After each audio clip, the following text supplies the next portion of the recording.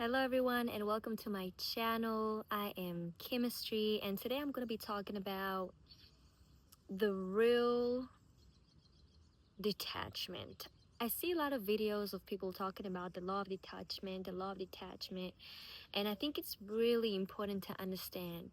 First and foremost, when you try to detach from your desires, that alone is a desire in itself. How can the ego solve a problem which, in the beginning, started within the ego itself? And I'm going to break it down for you guys. To understand the truth behind the law of detachment, you have to understand first who you really are. And to get a better idea of that, it starts with the observation of when you meditate or when you simply observe your thoughts. You can notice that thoughts come and go, and you can either ignore them or interact with them. Either way, the thoughts are coming and going. Clearly, if you're able to observe your thoughts, you are not your thoughts. But the real question is, who is the one observing you, observing them? There is a certain sense of awareness somewhere in the background of your consciousness that is noticing and watching all of those happenings, all of those interactions between you, your thoughts, your ego, and everything that's going on. But this awareness is like an empty space. And when I say an empty space, I mean when you walk in the room, you see furniture, you see items, but that's not what makes the room what it is. What makes the room livable is the space within it, is the space that is there that makes you able to walk in and call it a room in the first place.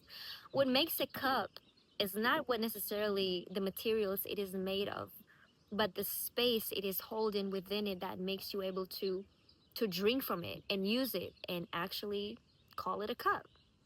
I know it sounds kind of weird at first, but when you really think about it, there's a certain stillness, a space, a silence, like the silence between thoughts or silence between words, that once you tune into that, you can understand, okay, if I'm aware of my thoughts, I'm not my thoughts. If I'm aware of myself being aware of my thoughts, who is this self that I'm talking about? What is that identity exactly?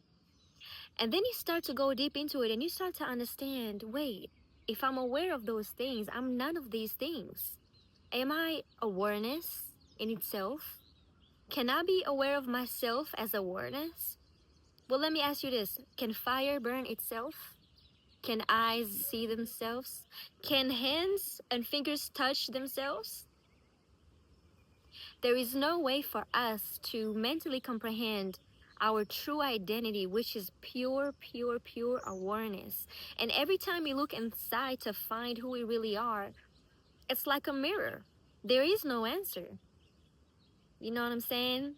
At the end, when you look deep down inside, you see that everything is source, everything is God, everything is whatever it is you name it. It is that energy where everything came from. When sound arises, when words come, where do they come from? Where do they go back to? Silence. When things come into being and then dissolve, or, you know what I'm saying, life and then death, where do they go back to? Nothing. And you can't even call it nothing because it is not even nothing. It is some kind of like an empty space. So here is where I'm circling back to our idea of who we are and how this connects to the law of detachment. When you realize that instead of looking at the material things and the physical things, you can look directly at where they come from and lock eyes with that source of all things. And it is literally some kind of emptiness, some kind of stillness, some kind of awareness. And when you lock eyes with that, when you have connection with the source, you will not lack anything. You will realize that all the things that you desire, everything is already within you. You already have everything. If you're able to have a desire, which is like a seed, the desire in itself holds the plan to fulfill itself into manifestation, into being.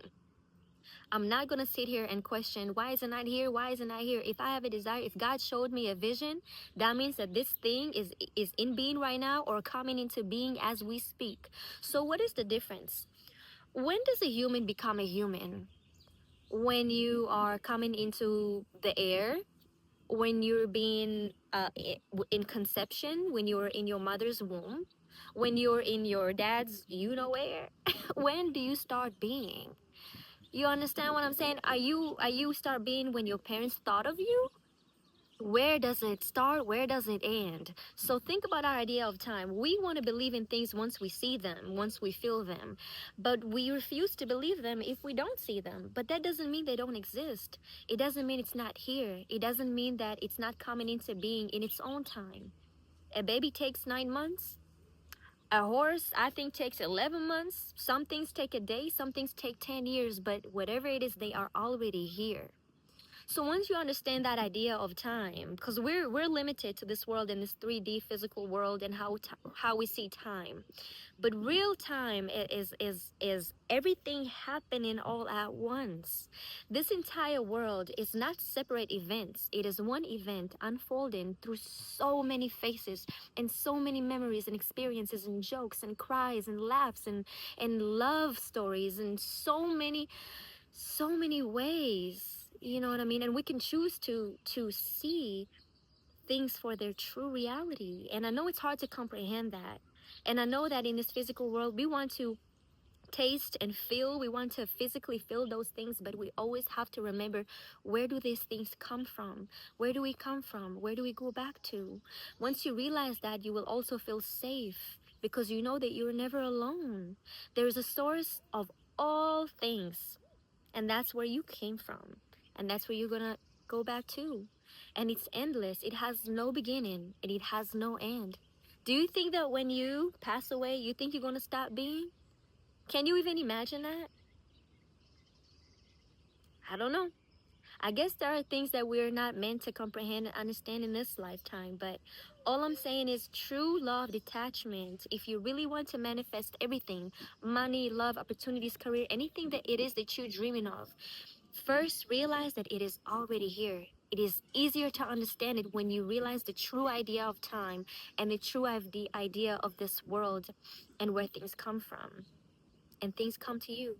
They will just show up. Believe it or not, they will show up when you least expect it. Because you know when you walk around here as if it is already here, not acting like it, but knowing it. That's the secret of how to know it. That's the secret of how to bring it into being. I hope that was helpful. This is my take on the law of detachment and how to manifest your desires and invite your dreams in into becoming. If you have any questions, feel free to drop it in the comments. My name is Kim, aka Chemistry. I love the power of our mind. I love the universe. I love to question everything. I love philosophy and I love food. So let's talk about it. I'll see you in the next video. Mwah.